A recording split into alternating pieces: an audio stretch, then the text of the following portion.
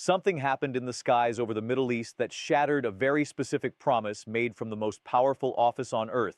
The President of the United States had looked directly into the camera and told the world that Iran could not touch a single American jet. He was wrong, and what followed proved it in the most dramatic, most undeniable way possible. This is not just a story about aircraft. This is a story about the gap between what a government tells its people and what is actually happening in a war. It is a story about overconfidence, about military reality, and about the dangerous consequences that follow when a leader announces victory before the battle is actually won. To understand why this moment matters so deeply, we have to go back to the beginning of this conflict. In late February 2026, the United States launched Operation Epic Fury, a major military campaign targeting Iran. The stated goals were sweeping. American forces went after the Islamic Revolutionary Guard Corps, Iranian air defense systems, missile sites, drone launch infrastructure, and command and control facilities. The White House presented this as a clean, dominant, almost clinical operation. President Trump was unusually confident, telling the nation that Iran's radar had been completely destroyed, that its air defenses had been annihilated, and that American forces were, in his own words, unstoppable. That was the narrative, and for a while, the narrative held. But then came March 2nd, and the first crack in the story. 3 United States Air Force F-15E Strike Eagles were shot down during Operation Epic Fury. 6 crew members ejected. All 6 were safely recovered. The United States Central Command confirmed the incident and acknowledged it was under investigation. But here is the critical detail that most people missed in the initial reporting.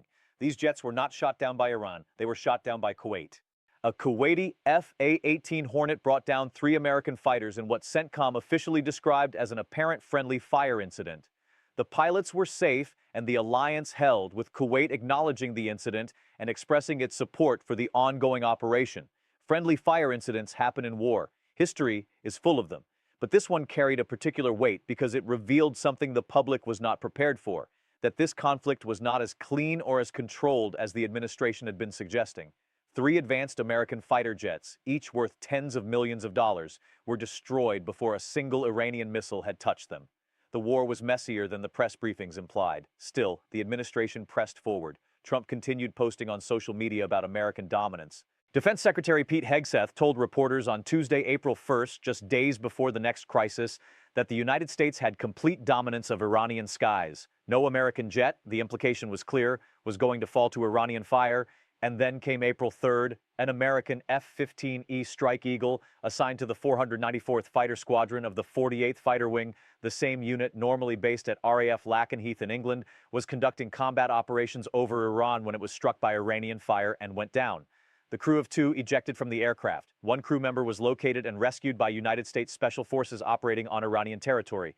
The other crew member remained missing and unaccounted for. The search and rescue effort was immediate, desperate, and extraordinarily dangerous. American aircraft, helicopters, and Special Forces personnel were operating deep in enemy airspace during a live conflict. 2 U.S. rescue helicopters were hit by Iranian fire during the search. Their crews survived and returned to base. Iran moved quickly in the other direction. Iranian state media broadcast appeals to civilians asking them to help locate the American crew. The government offered a financial reward to anyone who handed over American survivors alive. The Islamic Revolutionary Guard Corps was the first to publicly claim that it had downed an enemy aircraft, though in a predictable propaganda move, Tehran initially claimed the aircraft was an F-35, America's most advanced 5th-generation stealth fighter.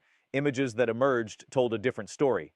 Weapons analysts, including experts from the Armament Research Services and former Pentagon advisors, examined the debris circulating on Iranian media and concluded the wreckage was consistent with an F-15E Strike Eagle, not an F-35.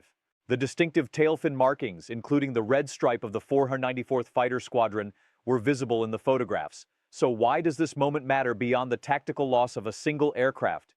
Because of what had been said before it happened. President Trump had stood before the nation on April 1st, just 2 days earlier, and delivered a prime-time address about the war. In that address, he made a statement that now hangs over this entire crisis like a shadow. He said Iran had, quote, no anti-aircraft equipment. He told the American people that Iranian radar was 100% annihilated. He said, we are unstoppable as a military force.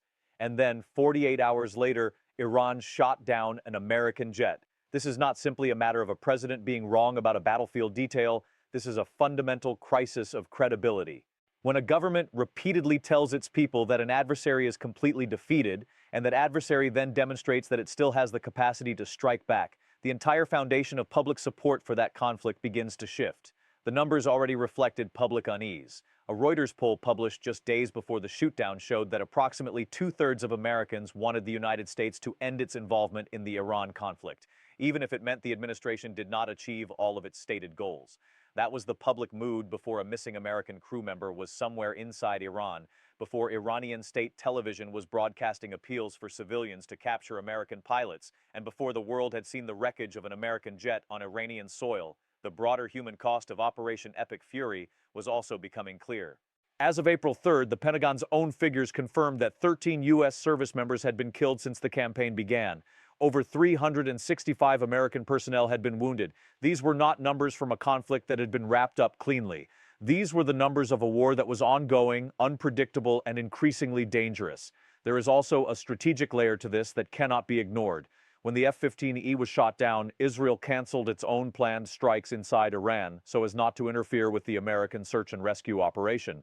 That decision itself tells you everything about how serious the moment was. A close ally paused its own military operations because the situation on the ground demanded it.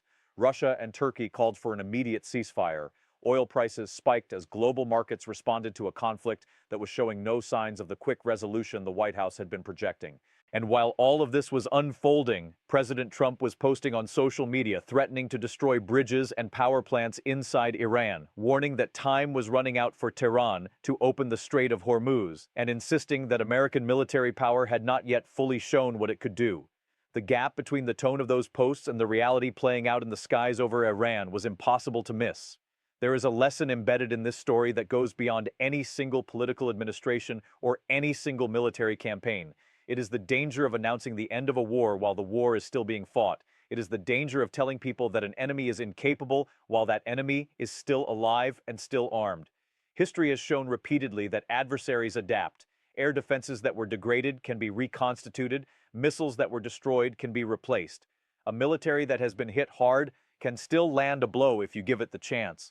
The shootdown of an American F-15E over Iran is not just a news event. It is a moment that forces an honest reckoning with questions that should have been asked much earlier. Was the campaign actually achieving what it claimed to be achieving? Were the public assessments of Iranian capability accurate, or were they shaped by political messaging? And most pressingly, what comes next for the American service member who was still missing inside Iran as this story was unfolding? The world was watching a search and rescue operation unfold in real time across one of the most volatile regions on Earth. Every hour that passed tightened the stakes. Every hour brought the possibility that Iran could find that crew member first. Wars are rarely as clean as those who start them promise they will be. And the distance between that promise and this reality, measured in the wreckage of an American jet on Iranian soil and one crew member still unaccounted for in enemy territory, is a distance that no speech, no social media post, and no press briefing can simply talk away. The jets fell. The question that remains is whether the truth will now be allowed to rise.